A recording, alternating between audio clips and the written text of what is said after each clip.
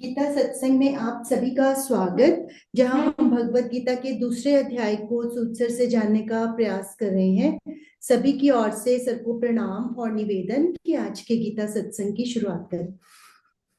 धन्यवाद आशु जी, आप सभी को भी मेरी ओर से प्रणाम, नमस्कार, चरण वंदना। हम दूसरे अध्याय की चर्चा कर रहे थे।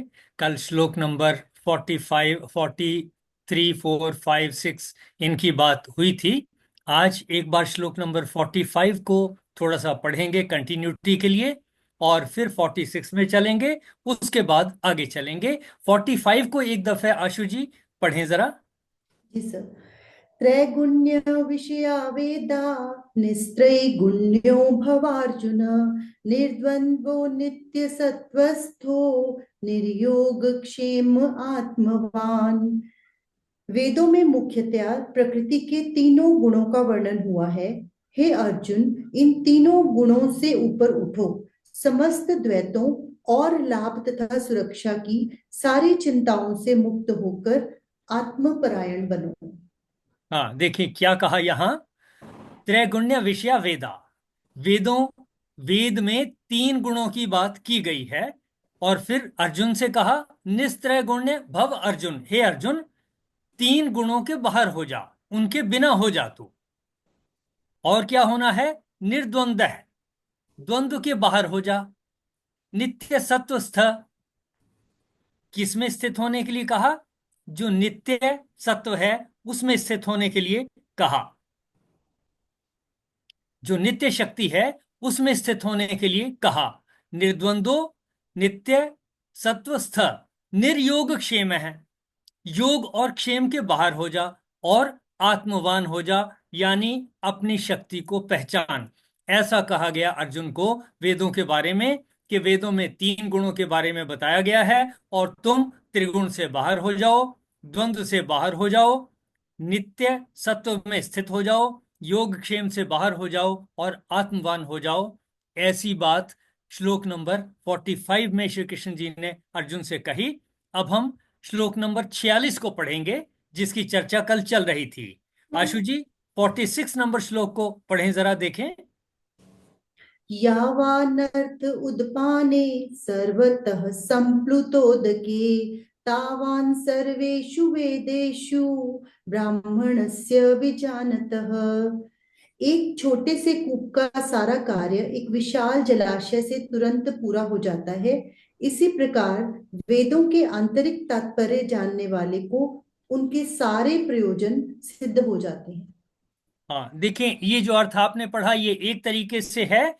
और जो यहाँ इस मेरे सामने जो है इसमें जो लिखा हुआ है, सर्वतः संप्लुत उदके, सब ओर से परिपूर्ण जलाशय के प्राप्त हो जाने पर, उदपाने, छूटे जलाशय में, यावान अर्थ है जितना पर्पस, जितना प्रयोजन रह जाएगा, विजानतः जो जानता है। किसको जानता है? वेदों को जानता है, ऐसे भी कह सकते हैं। उस अनंत को जानता है, ऐसा कह सकते हैं। कल कोई और किसी तरीके से समझाए और हम उसको समझ जाएं तो वैसा मान लेंगे, कोई इसमें फर्क नहीं पड़ता। इस समय जो हमारी समझ में आता है, विजानत है, जानने वाला। ब्राह्मणस्य, ब्राह्मण, वह ब्राह्मण जो जानता है। किसको जानता है? चलिए, वेदों को जानता है और ईश्वर को जानता है, ब्रह्म को जानता है, कर्म कांड को भी जानता है, ईश्वर को भी जानता है। ऐसा मान करके अगर हम चलते हैं, ऐसे ब्राह्मण का सर्वेषु वेदेषु तावान। अब अगर हम कहें कि वेदों के जानने वाला है, तब भी कहा गया कि वो जिसको जान लेता है वो वेदों से अलग बात हुई। विजानतः ब्राह्मणस्य, जानने वाले ब्राह्मण को, सर्वेषु वेदेषु, सभी वेदों में, तावान, उतना ही प्रयोजन रह जाएगा। इसलिए यहां जो ये गीता प्रेस से पब्लिश्ड है, इसका जो अर्थ है ये मुझे ज्यादा उपयुक्त लगा। सब ओर से परिपूर्ण जलाशय के प्राप्त हो जाने पर, छोटे जलाशय में जितना प्रयोजन रह जाता है, उसकी जितनी यूटिलिटी रह जाती है, उसके लिए जितना पर्पस रह जाता है, वो हमारा जितना पर्पस हल कर पाएगा, ऐसे ही जो उस अनंत को जान जाता है उस ब्राह्मण का वेदों में उसी तरह से कम प्रयोजन रह जाएगा। यानी कि उसको अपने जीवन में आगे बढ़ने के लिए फिर वेदों की उतनी जरूरत नहीं पड़ेगी। किसको? जिसको ब्रह्म का ज्ञान है और जिसको ब्रह्म का ज्ञान नहीं है। जिसको ब्रह्म का ज्ञान नहीं है वो वेदों में जाएगा, वहां से ज्ञान अर्जित करेगा, और फिर भी उपनिषदों की तरफ जाते जाते अंततः उस अनंत के बारे में जान लेगा। और यहां बताया कि जब उस अनंत को एक बार जान लें, चाहे वो किसी भी रास्ते से जाने, वेदों के थ्रू जाने या किसी और तरह से जाने, एक दफा उसको जान लिया तो वेदों में ज्यादा स्टडी करने की जरूरत नहीं रह जाएगी उसको। यानी कि उसने अनंत को जान लिया है, ऐसा कहा। सब ओर से परिपूर्ण जलाशय के प्राप्त हो जाने पर छोटे जलाशय में जितना प्रयोजन रहता है, ब्रह्म को जानने वाले ब्राह्मण का या ईश्वर को, अनंत को जानने वाले ब्राह्मण का सभी वेदों में उतना ही प्रयोजन रह जाएगा। देखें यहां तक किसी का कोई प्रश्न? चलिए इससे आगे चलते हैं श्लोक नंबर 47 में, आशु जी। जी सर। कर्मण्येवाधिकारस्ते मा फलेषु कदाचन मा कर्म फलहेतुर्भूर्मा ते संगोऽस्त्व कर्मणि। तेरा कर्म करने में अधिकार है, उसके फल में कभी नहीं। इसलिए तू कर्मों के फल का हेतु मत हो, तथा तेरी कर्म न करने में भी आसक्ति ना हो। देखें इस श्लोक को जरा बारीकी से समझेंगे। और एक शब्द आया अधिकार। मान लीजिए किसी चीज पर मेरा अधिकार है तो फिर मैं क्या करता हूं? फिर अपनी मर्जी से उसको यूज कर सकता हूं। जिस पर मेरा अधिकार नहीं है उसको मैं अपनी मर्जी से यूज नहीं कर सकता।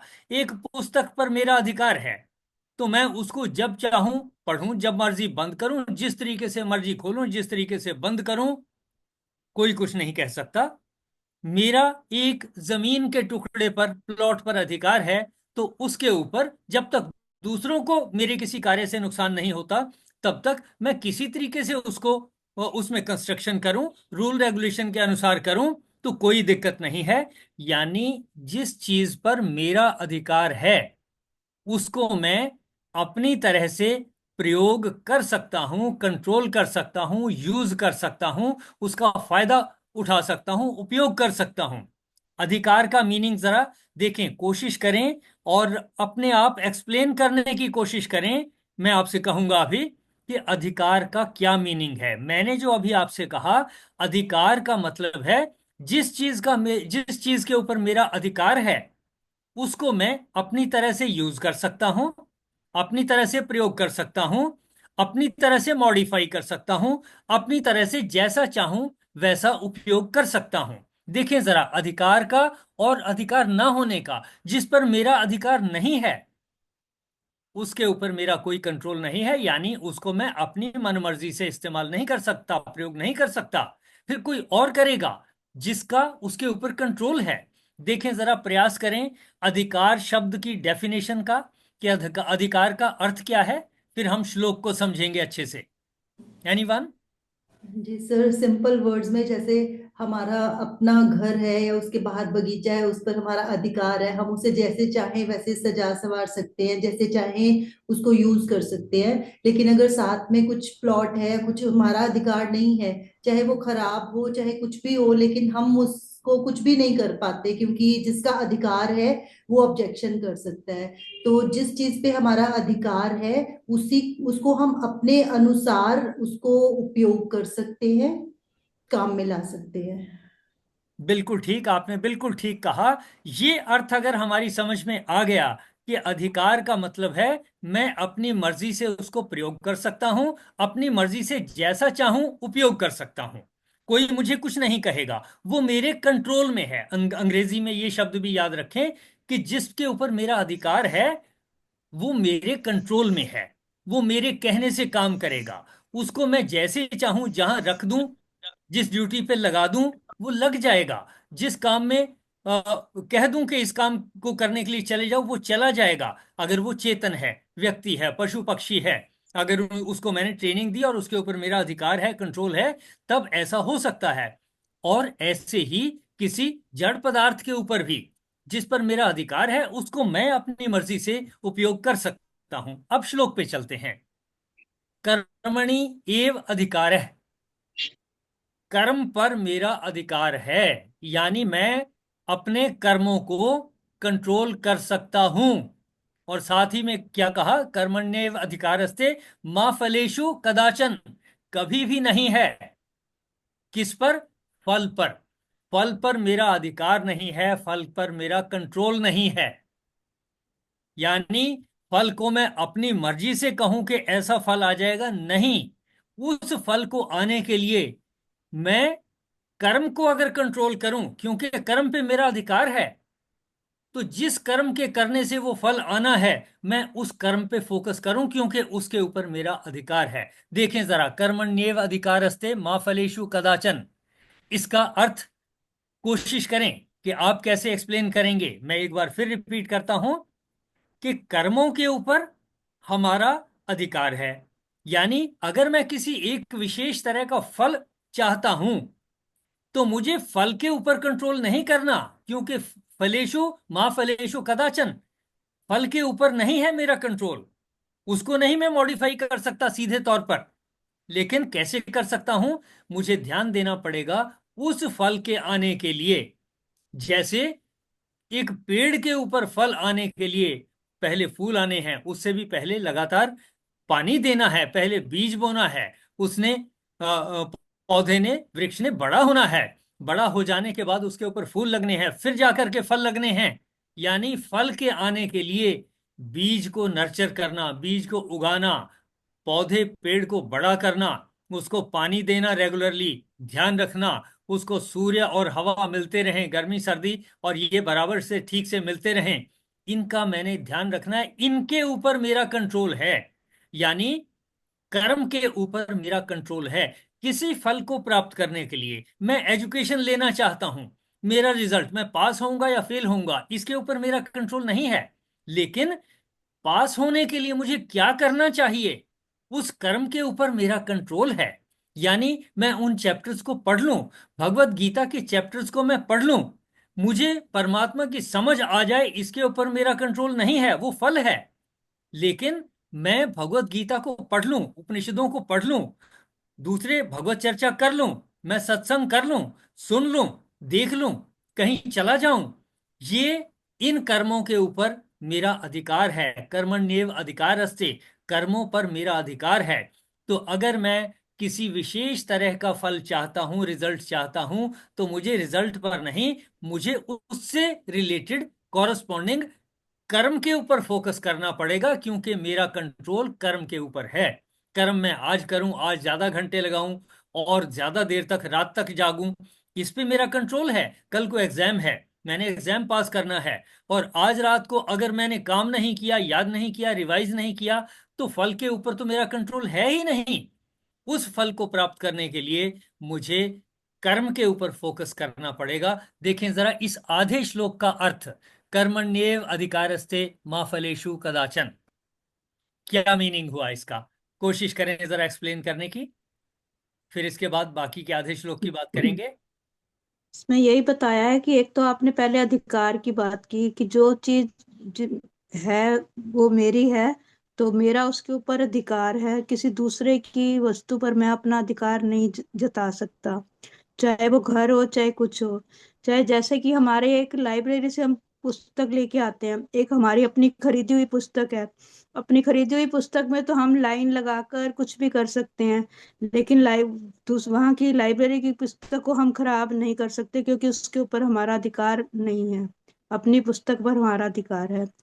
और आगे फिर कहा कि कर्म पर तो हमारा अधिकार है, लेकिन फल क्या आएगा, कर्म अपनी अपनी पूरी मेहनत से करेंगे। जैसे पास होने के लिए हमने अपनी पूरी मेहनत की, मैंने सोचा मेरे 100% आएंगे, लेकिन हो सकता है वो ना आए, 90% आए, 98 आए, मतलब कुछ भी कम भी आ सकते हैं और मेरी उम्मीद से ज्यादा भी आ सकते हैं। तो फल पर मेरा अधिकार जो है वो नहीं है, सिर्फ मुझे अपना कर्म जो है वो अच्छे से करना है, बाकी फल देना भगवान का काम है।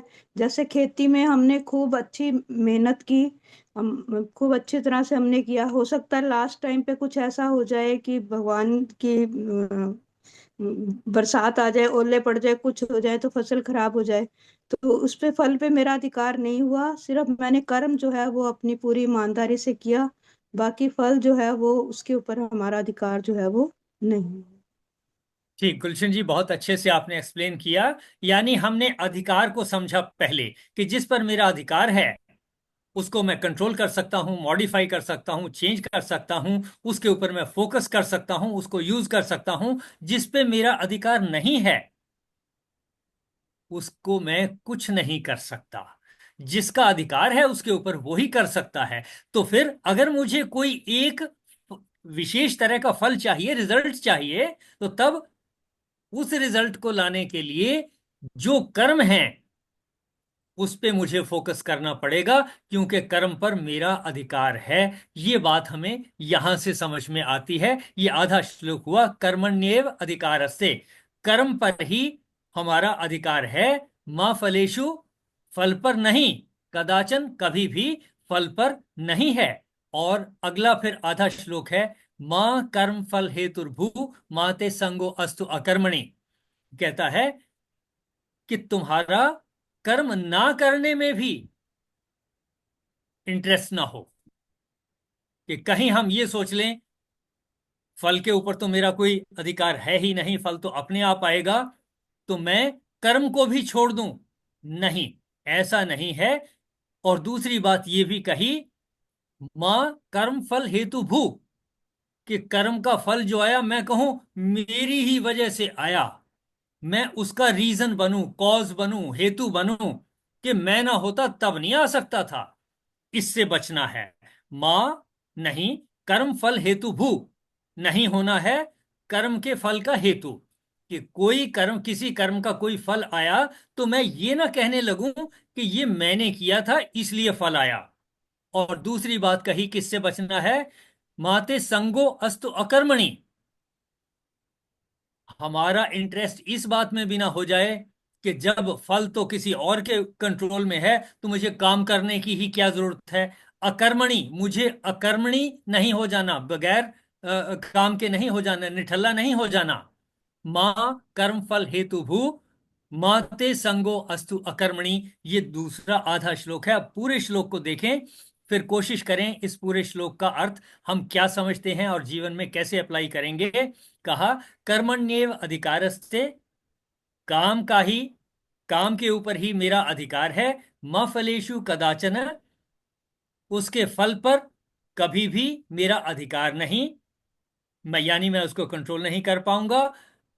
मां कर्म फल हेतु भू, मैंने कर्म के फल का कारण भी नहीं बनना, यानी अकड़ में नहीं आना कि ये जो रिजल्ट आया है ये मेरी ही वजह से आया है। मां ते संगो अस्तु अकर्मणि, कि मैं काम ना करने में भी इंटरेस्टेड ना हो जाऊं, कि कुछ नहीं करना, ठीक है, छोड़ो, अपने आप परमात्मा ने ही करना है तो मेरे करने की क्या क्या जरूरत है, जो करेगा वो करेगा, मैं आराम करता हूं। इससे भी बचना है। तो देखें जरा कैसे हम इस श्लोक को समझते हैं। बहुत इंपॉर्टेंट श्लोक है। और सभी इसके ऊपर इसको रिपीट करते हैं, रिवाइज करते हैं। लेट अस अंडरस्टैंड आप कहाँ तक समझे हैं और कहाँ तक आप इसके मीनिंग को एक्सप्लेन कर सकते हैं कि इसके मैंने आधे क्या। भाग में हाँ जी। जैसे पहले तो हमने कह दिया कि अधिकार की और कर्म की बात होगी, अब कह रहे हैं कि कर्म, ये ना कहे कि हम कर्म ना करें, इसका मतलब ये भी है कि हमें भाग्य के भरोसे भी नहीं बैठे रहना कि मेरे भाग्य में जो है वो मुझे मिल जाएगा, मैं मुझे ज्यादा कर्म करने की क्या जरूरत है। और अगर कर्म कर लिया और उसका रिजल्ट बहुत अच्छा आ गया तो ये भी नहीं सोचना कि देखो मेरी वजह से ये सब कुछ हुआ, मैं ना होता तो तुम ये काम कर ही नहीं सकते थे, मतलब ये काम पूरा हो ही नहीं सकता था।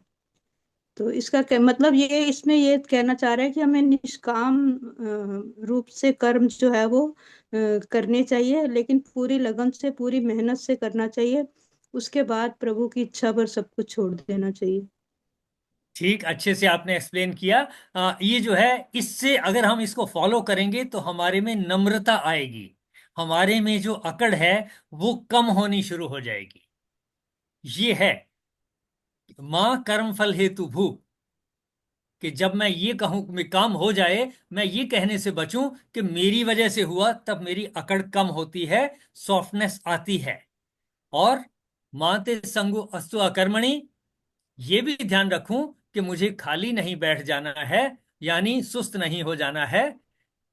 ऐसा यहां से इस श्लोक से हमें समझ में आया। देखें कोई और भी इसको एक्सप्लेन करें जरा, क्या मीनिंग बनता है पूरे श्लोक का या आधे का, या जितना आप समझते हैं। सर, कर्म योग का पहला श्लोक ही है मेरे ख्याल से ये, एक तरह से, और आधार ही है, क्योंकि यही चीज है जिसमें हम पूरी लाइफ ही उलझे रहते हैं, और जिससे ही बाहर आना है। क्योंकि चाहे कोई भी रिश्ता हो, हम कर्म करते हैं लेकिन उसके साथ साथ फल की इच्छाएं छोड़ते नहीं है। एक्सपेक्टेशंस बनी रहती हैं कि हमने किया तो वापस हमें रिटर्न में मिलेगा या नहीं मिलेगा, और नहीं मिलता तो तभी दुख होता है। ये उसी और संकेत कर रहा है कि आपसे जितना हो सकता है आप अपना कर्म परफेक्टली करके और फिर परमात्मा के ऊपर छोड़ दो। और दूसरा पार्ट भी उसका, क्योंकि हमेशा सबके मन में क्वेश्चन यही आता है कि अगर फल मिलना ही नहीं है, अपने हाथ में नहीं है, तो फिर कर्म करें ही क्यों, क्या जरूरत है, आराम से बैठते हैं, होना तो वही है जो भगवान ने करना है, हमें क्या जरूरत है। लेकिन अगर ऐसा करके मान के चलते हैं तो अपने मन में कहीं ना कहीं ग्लानि बनी रहती है कि हमने समय आने पर अपना कर्तव्य नहीं निभाया, या हमने ट्राई नहीं किया। और जब अपना कर्म हम 100% देके करते हैं, तो बाद में इच्छा परमात्मा की चाहे जो भी हो, लेकिन अपने मन में बहुत सेटिस्फेक्शन होती है कि आपने अपनी तरफ से अपना बेस्ट दिया। ठीक, बहुत अच्छे से आपने आशु जी एक्सप्लेन किया। मैं समझता हूं हम सब इसके ऊपर और मनन करेंगे। एक चीज इससे जुड़ी हुई और है जो मैं कहना चाहूंगा, कि अगर मैं उस पे फोकस करता हूं जिस पे मेरा अधिकार नहीं है, मान लीजिए बगल वाले पड़ोस वाले घर पर मेरा अधिकार नहीं है, मैं उस पे कंट्रोल करना शुरू करूंगा तो झगड़ा बढ़ेगा। यानी कि जिस पे मेरा कंट्रोल है उस पे अगर मैं मॉडिफिकेशन करूं, उसको यूज करूं, उपयोग करूं, अच्छा होगा, मेरे बेनिफिट में होगा। लेकिन अगर मैं उस पे कंट्रोल करना शुरू कर दूं जो मेरा नहीं है, जिस पे मेरा कंट्रोल नहीं है, मेरा अधिकार नहीं है, तो अगर तो कोई पड़ोस में नहीं रह रहा, जितने दिन उसको नहीं पता चला, तो मैं उपयोग कर लूं, बात अलग रही। वो कोई कह सकता है कि ठीक है आपने मेरे प्लॉट का ध्यान रख लिया, मेरे घर का ध्यान रख लिया, वो बात अलग है, शांत रह जाए। लेकिन जिस पे मेरा कंट्रोल नहीं है, उस पर दूसरा जिसका कंट्रोल है वो मेरे से झगड़ा कर सकता है। यानी जिस पर मेरा कंट्रोल नहीं है उसको अगर मैं उपयोग करना शुरू करूंगा तो इनकन्वीनियंस आएगी, झगड़ा बढ़ सकता है। देखें जरा इसी श्लोक के बारे में, आप लोग, आप में से और कोई मेंबर भी थोड़ा कहें, क्या समझते हैं हम। एनीवन? चलिए आशु जी एक श्लोक और पढ़ते हैं। योगस्थः कुरु कर्माणि संगम त्यक्त्वा धनंजय, सिद्ध्य सिद्ध्यो समो भूत्वा समत्वम योग उच्यते। हे धनंजय, तू आसक्ति को त्याग कर तथा सिद्धि और असिद्धि में समान बुद्धि वाला होकर योग में स्थित हुआ, कर्तव्य कर्म कर, समत्व ही योग कहलाता है। इसकी थोड़ी सी चर्चा आज करेंगे। देखें कई चीजें इस श्लोक में जुड़ गई। किससे जुड़ी हैं? कर्म से जुड़ी हैं, और कर्म के ऊपर मेरा कंट्रोल है। इससे पहले श्लोक में बता दिया कि मेरा अधिकार, मेरा कंट्रोल कर्म के ऊपर है। अब जब कर्म के ऊपर मेरा कंट्रोल है, फल के ऊपर मेरा कंट्रोल नहीं है, तो फिर जो मैं कर सकता हूं वो कर्म ही है। अब कर्म करने का तरीका इस श्लोक में बताया।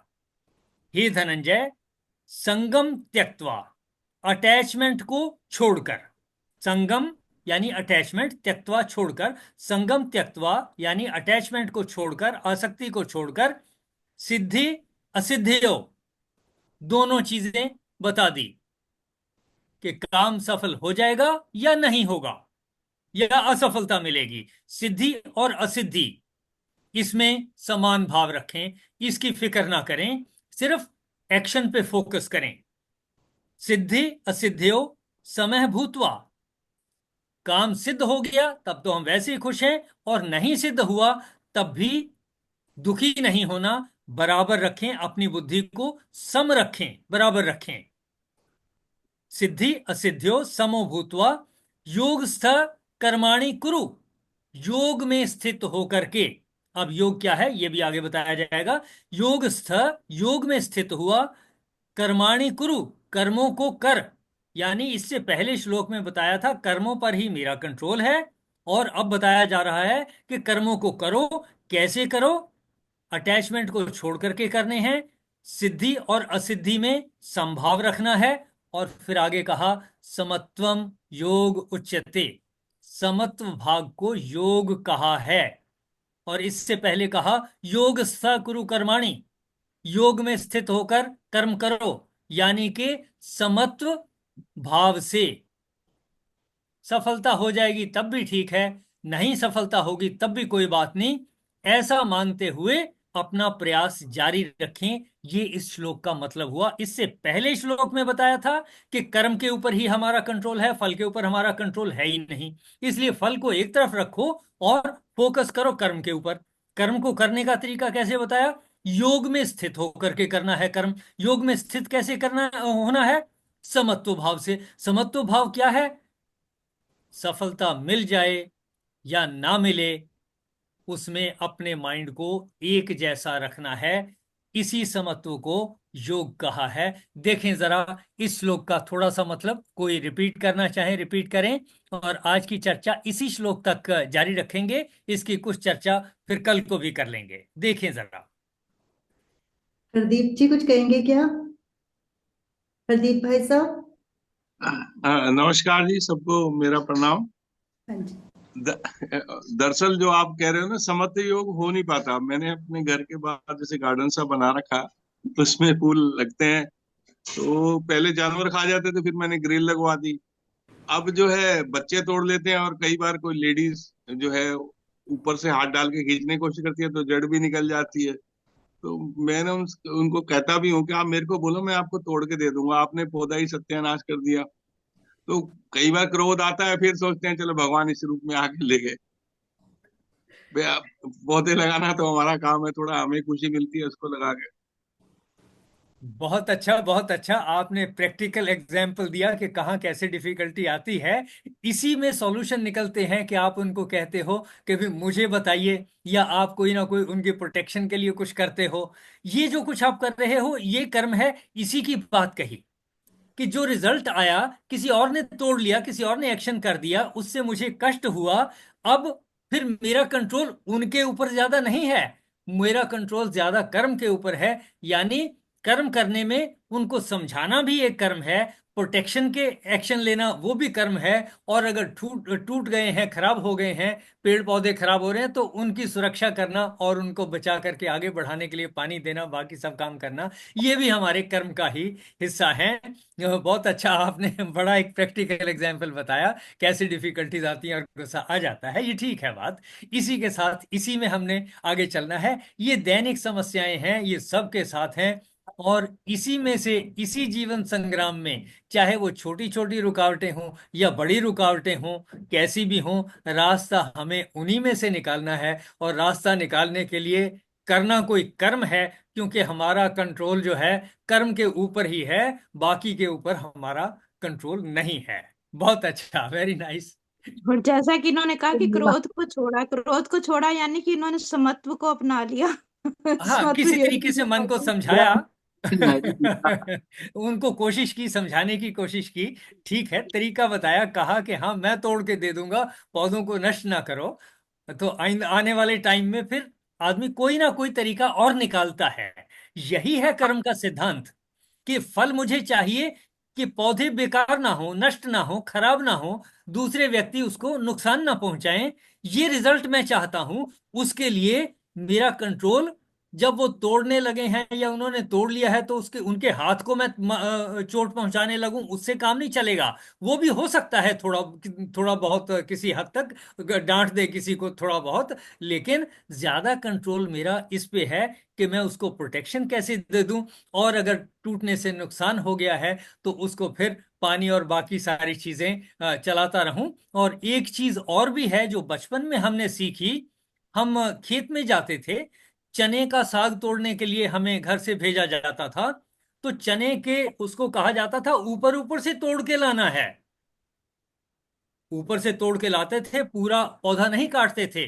और फिर धीरे धीरे पता चला कि ये एक सिस्टम है जिसमें हम ऊपर से अगर तोड़ें तो ज्यादा साइडों से अंकुर जो हैं वो फूटते हैं, ज्यादा टहनियां निकलती हैं फिर उनकी, फिर उनके ऊपर फल भी ज्यादा, फूल ज्यादा लगेंगे, फल ज्यादा लगेंगे।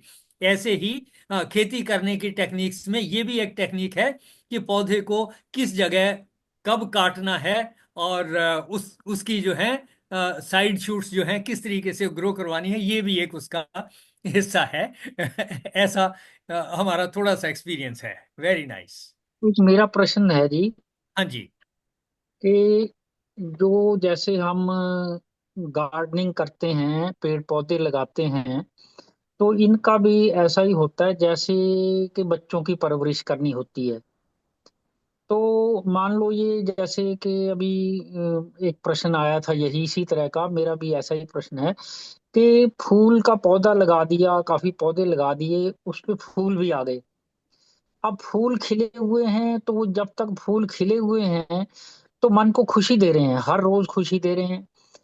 लेकिन कुछ लोगों की ऐसी यानी सोच होती है कि वो खिले हुए फूलों को तोड़ करके मंदिर में या किसी धार्मिक जगह पे वो वहाँ अर्पित करना ऐसा अच्छा समझते हैं। तो इस पर क्या आपका विचार है? क्या खिले हुए देखिए, ये फूलों जो को बात तोड़ना आपने चाहिए? कही बिल्कुल प्रैक्टिकल प्रॉब्लम आपने कही। और इसका ईशावास्य उपनिषद का जो पहला श्लोक हमने पढ़ा, उसका आधा, बाद का आधा भाग क्या है उसको जान लें। हालांकि टाइम थोड़ा सा हो गया है, पर थोड़े से टाइम में मैं बातचीत करूंगा।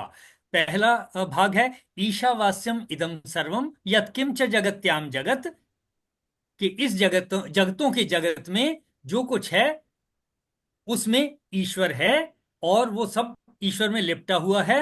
उसके बाद क्या है? तेन त्यक्तेन भुंजी था, उसने, यानी उस ईश्वर ने, त्यक्तेन भुंजी था, जो छोड़ दिया है, त्यक्त कर दिया है, उसको उपयोग करो। मतलब ये कि ये जो लगे हुए फूल हैं, अगर मैं इनमें से थोड़े से फूल बचा लूं, उतने जिनसे बीज बन सके और आने वाले समय में फिर इनको उगाया जा सके सफिशिएंट क्वांटिटी में, उतने फूलों को अगर मैं बचा के रख लूं बीज के लिए, तो फिर बाकी के फूलों को जैसा भी कहा गया है वेदों में या कहीं और पूजा पद्धति के लिए के इस्तेमाल कर सकते हैं, तो उनको इस्तेमाल भी किया जा सकता है। तेन त्यक्तेन भुंजिथा माँ गृधः, लालच न करें, कस्य स्विद् धनम, कि धन किसका है। तो ऐसे ही ये जो फूलों की आपने बात कही, मैं ये समझता हूं कि उनमें भी जो पद्धतियां हमें कि ईश्वर को फूल अर्पण कर दें, पत्ते अर्पण कर दें, ये बातें जो कही गई हैं, इनको, इस बात को अगर हम ध्यान रख लेंगे ईशावास्य उपनिषद के पहले श्लोक के आधे भाग का, अंतिम आधे भाग का, तेन त्यक्तेन भुंजी था, यानी उसने जो छोड़ दिया है, उसने क्या छोड़ दिया है? ईश्वर ने जो एक्सेस है उसने छोड़ दिया, यानी मैं बीज को बचा लूं, उसके साथ और सेफ्टी कर लूं कि नुकसान हो जाए तो कमी ना हो, आगे प्रोसेस चलती रहे। तो ऐसा करके अगर चलेंगे तो मैं समझता हूं कि इसी में कहीं ना कहीं आपके सवाल का जवाब किसी हद तक छुपा है। धन्यवाद जी, बहुत बहुत शुक्रिया। धन्यवाद। चलिए, इसी के साथ आज समापन की ओर बढ़ेंगे। ओम पूर्णमदः पूर्णमिदं पूर्णात् पूर्णमुदच्यते पूर्णस्य पूर्णमादाय पूर्णमेवावशिष्यते। ओम शांति शांति शांति। बहुत अच्छी चर्चा रही। मैं आप लोगों के सहयोग के लिए और जितना आपने पार्टिसिपेट किया उसके लिए आप सबका धन्यवाद करता हूं। आप सबको मेरी ओर से नमस्कार, प्रणाम, चरण वंदना। नमस्कार जी, प्रणाम। सभी की ओर से सर को भी चरण वंदना। कल मिलते हैं अगले श्लोकों के साथ। Thank you everyone. नमस्कार।